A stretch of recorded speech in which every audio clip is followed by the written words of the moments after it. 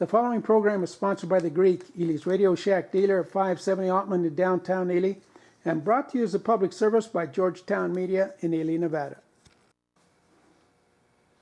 White Pine County Commission meeting, March 10th, 2021. We start on time, and good morning and welcome to the March 10th regular scheduled meeting of the White Pine County Commission. Would you all please stand and join us in the pledge? Mackenzie, why don't you lead us today? I pledge allegiance to the flag of the United States of America and to the republic for which it stands, one nation, under God, indivisible, with liberty and justice for all.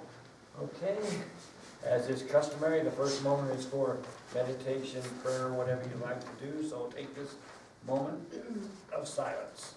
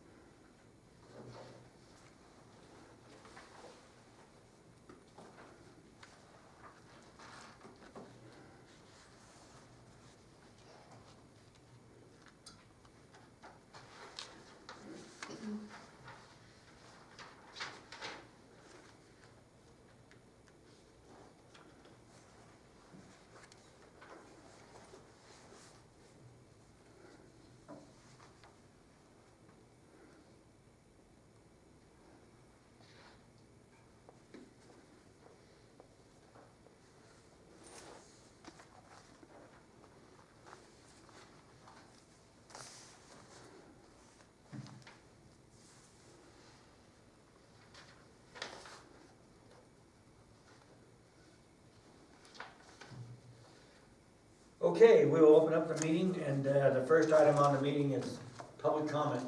Is anybody on the phone with public comment?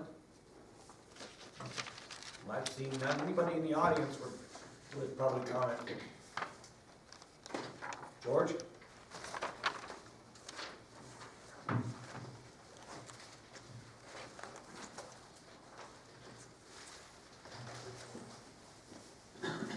Thank you, Mr. Chairman. Mr. Chairman, on your agenda item 1E1, you're to consider the approval of an applicant to C2 of the White Pine Hospital Board of Trustees. I want to remind you, Mr. Durbridge sits on the Ely Municipal Utility Board now and has yet to collect from the county golf course the consumption of 111 million gallons or more of water. That needs to be addressed. Others have Point been of turned order, out. Mr. Chairman, that's not true. I got it from attending municipal board meetings. That man may have a conflict. My concern here is to address this board and what I consider a viable candidate.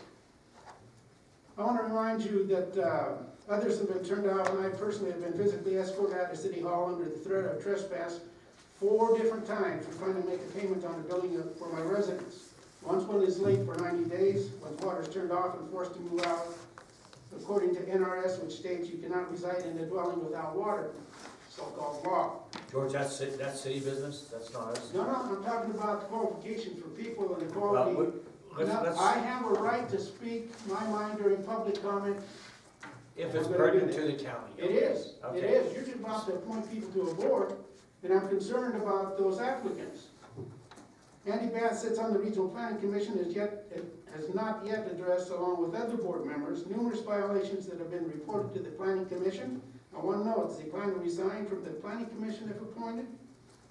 Mike Weevil just resigned from the DA's position to spend more time with his family, and that's what he should do. I remind you, he failed to properly support the county public health officer, Dr. Buin, which is now costing the county additional thousands of dollars. Mr. Bullis continues to fail in wearing a mask. I can go on, but the only viable candidate that should be considered and appears not to have any skeletons in his closet is Mr. Lyden, and that's what you should consider. Mr. Chairman, on your agenda, item 2B, 4C, you're to consider something on round 18 projects. At the top of that list should be the event center. The center will provide a venue for concerts, indoor rodeos, roping, theater presentations, commercial trade shows, convention area that could accommodate hundreds, indoor BMX, just to name a few. All those possible events bring in different clientele, which in turn greatly enhances economic benefit and also benefits the railroad. We have to stop putting all our eggs in one basket. Once one rides the railroad, the ride is over, there is little left to do. We need positive diversification, which the event center will provide throughout the year, not just 4 or 5 months out of the year.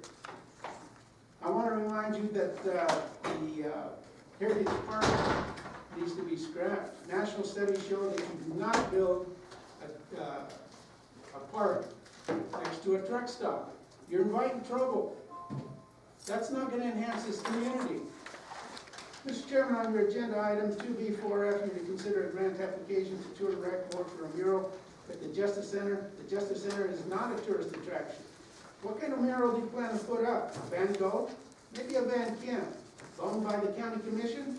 You need to change out the makeup of that board. Those members, most of those members, do not meet the minimum requirements, and that's set by NRS. Okay, You're George. not doing that. Thank you, George. Your 3 minutes are up. Thank you. You need to put on your masks. The directive. Set them example. Okay. Is there any other public comment? One last time on the phone. Is anybody on the phone with public comment? Seeing none. Anyone else in the audience? Seeing none, we'll move on with the regular scheduled meeting.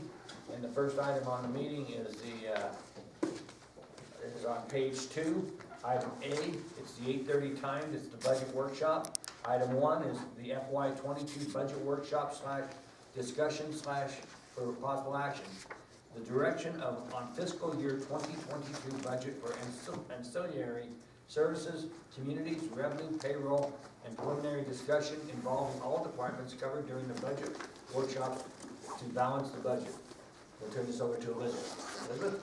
Thank you. We're going to start out this morning with discussing the library.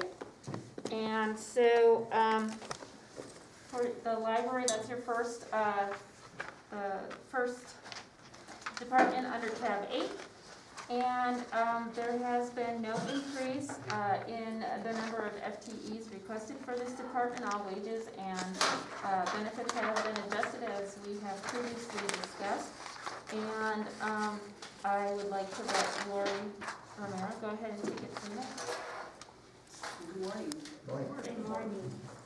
First, I would just like to say, for the library department, this past year was a challenging year technology-wise, but yet somewhat heartwarming to be able to help our local residents try to get their unemployment benefits, try to renew stuff through DMV. It's been very trying for the residents and ourselves, but yet there was a lot of learning that came out of it with technology. Our budget has not changed. The board requested just to restore it back to the 14% that was cut last year. So basically, we just are asking for what we asked for at the start of last year. This year, in our internet access, we have not spent what we budgeted because we did not get switched over to the fiber connection. That should be happening hopefully within the next 60 days. So, unfortunately, we can't go back and get our E-rate extended for the months we've missed, but we'll just have to reapply, but we'll still have that second year. We will be going back and renegotiating with Westnet, the provider that was awarded the fiber connection for the library, to see if they will, because we did a 3-year contract, and we're hoping that they will put that first year on the other end, so that we still get 3 full years before we have to renegotiate it back out. Other than that, it's pretty standard. Something else the library board did discuss last night, they would like to request that one of the 3 offices that Cooperative Extension has been using that is vacant, they would like to have access and have that office turned over to the library so that we can take space to make a digital center set up laptops, so residents, once again, because we were kind of on this pace when COVID hit, to offer online classes where they can do the beginner, intermediate, and advanced classes for Word, Excel, and different things like that. It would allow us to have the space to set up laptops and leave those set up and put people in a designated space that's quiet without distractions in the middle of the library or the workroom. The 2 study rooms we have are booked just about constantly, especially right now we have 5 college students that come in pretty much on a regular basis using those rooms for internet access to do their classes. Some early in the morning, some at 6 o'clock at night. So that is a request the board requested that I make with you this morning. Once again, we never got a copy of the agreement that was put forth by the DA's office as far as that space, so we don't know if that was, in that agreement was just till the end of this June, or, you know, how that's worded. But the office has been vacant for, well, like a year in May. So it's space that's just been sitting unutilized. So is there any questions on the regular part of the budget or that request? I'd like to make just a few follow-up comments on this budget.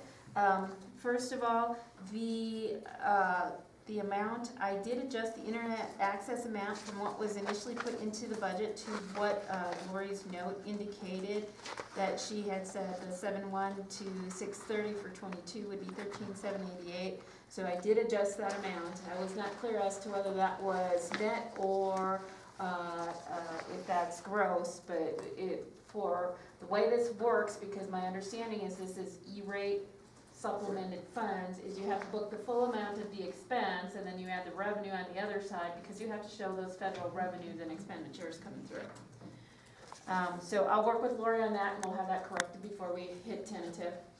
And then on the cooperative extension, I believe that agreement is through June 30th and is up for renegotiation. Part of the reason for the expansion of the library was to accommodate the ag extension so that they could work together. I don't know what their space needs are going to be, but I do believe someone is supposed to be on Zoom with us today when we hit the ag extension. So hopefully we can hear from them. And that is all I had in that budget. Thank you. Of those rooms, Lori, they're the same size, kind of like, except this one is in. Is the library requesting one of the smaller rooms okay? Or what? Well, that's what right now they have 3 office spaces. Right. And what they're requesting is the office space that's vacant to have that for our use. Okay, I just wanted to know, so we'll listen to a cooperative extension when they're on, and I just wanted to know. Yeah, because I believe typically they staff with 2, right? Or they staff the educator and then the assistant. And so, Correct. and then they would be able to sign up for those offices if they needed additional space for a conference or talk or whatever. Okay. And then we have the library gift fund, which includes various funds under the control of the library board, and then our grant funds. Once again, the second stimulus package coming through the COVID, through the federal government. It looks like it may include some IMLS funds for museums and libraries, which once again is being directed totally at technology. So this is our opportune time once again to possibly upgrade computers and that kind of stuff, anything else we may need in building our digital resource center. So that is something we're looking at this coming year, is replacing computers through federal funds, whether it's that or those funds or some other funds.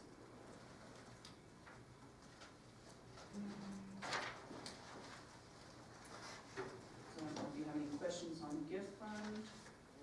So that's grants.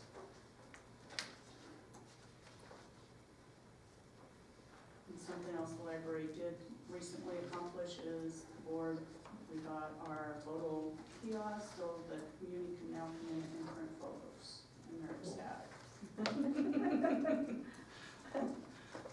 Just the little things, huh? So That's you great, know though. how little that No, one is. it isn't, but you know what I mean, it's just, heck, when we were setting it up last week, they were like, can you guys close now? It's like, well, we can wait until next week, we gotta get it all figured out ourselves.